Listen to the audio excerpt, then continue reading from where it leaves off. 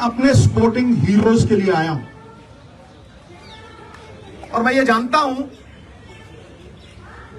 कि स्पोर्ट एक साधना है। 140 करोड़ में जब कोई महिला अकेली मेडल जीतती है तो वो एक तपस्वी है और वो रोल मॉडल है जिसकी प्रेरणा से करोड़ों लोग खेल जगत में वो प्रयास करते हैं जिससे देश गौरवान्वित होता है। ये रियल हीरो नहीं है गुरु, ये रियल हीरोज हैं जो मिट्टी से मिट्टी होते हैं। इसलिए इसको छोटे दायरे में बिल्कुल मत रखना। ये छोटे दायरे की बात नहीं है, ये पार्टियों से उठ के ऊपर ये देश की सभी औरतों के सम्मान की लड़ाई है और ये सीमित नहीं किया जा सकता। इसे उसी नजर से देखना होगा। अब देश के लिए सवाल यह है कि क्योंकि दोषी एक बड़ा आदमी है तो क्या यह सिस्टम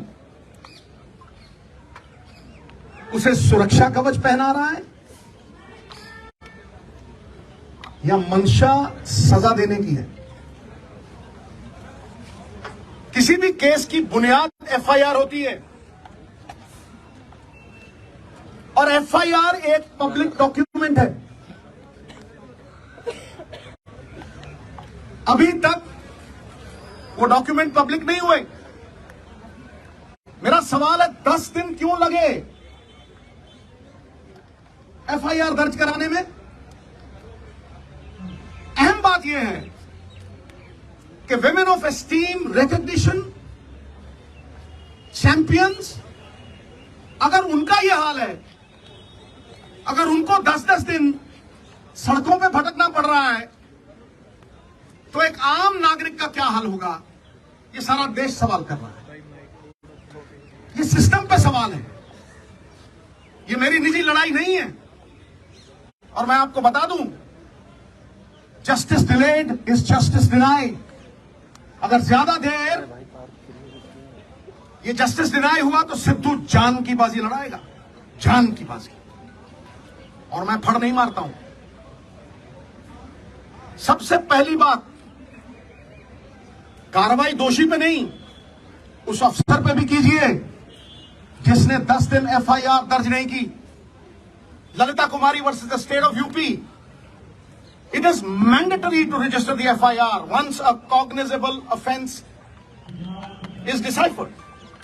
और वो जो cognizable offense proven हो गया है तो फिर उसकी ऑप्शन नहीं है, उसे FIR दर्ज करनी पड़ेगी। और अगर वो नहीं करता तो 166 के तहत 2 साल कैद भी हो सकती है। नंबर 2, सबसे बड़ा सवाल कि दोषी एक डोमिनेंट पोजीशन पे है, अक्यूज्ड एक डोमिनेंट इन्फ्लुएंशियल पोजीशन पे है।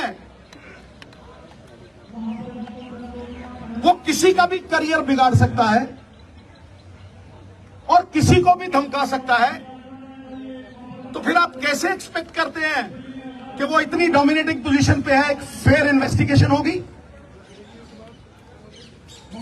Where is the moral authority now? He must resign for a fair probe, for a fair investigation. FIR दर्ज इसलिए नहीं की गई, कमेटी बनाने का मतलब पूरा देश समझता है। You are sweeping things under the carpet.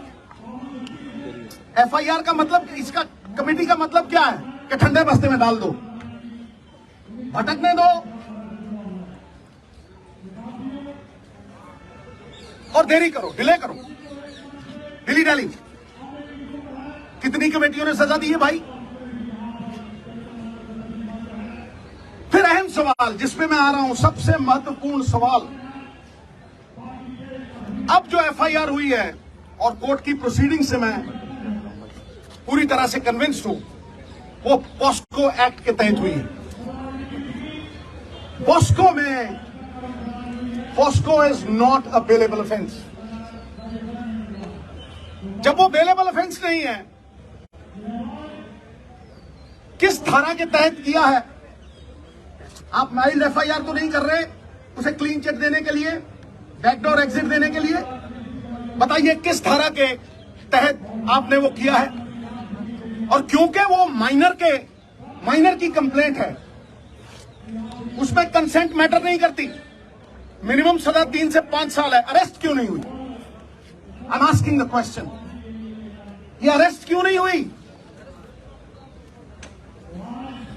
और सबसे बड़ी बात, इस बात को मैं आपको विनती कर रहा हूं, इस बात को मैं चिल्ला चिल्ला के कह रहा हूं कि अगर आप सच तक पहुंचना चाहते हैं, अगर आप तथ्यों तक पहुंचना चाहते हैं, you want to uncover the truth,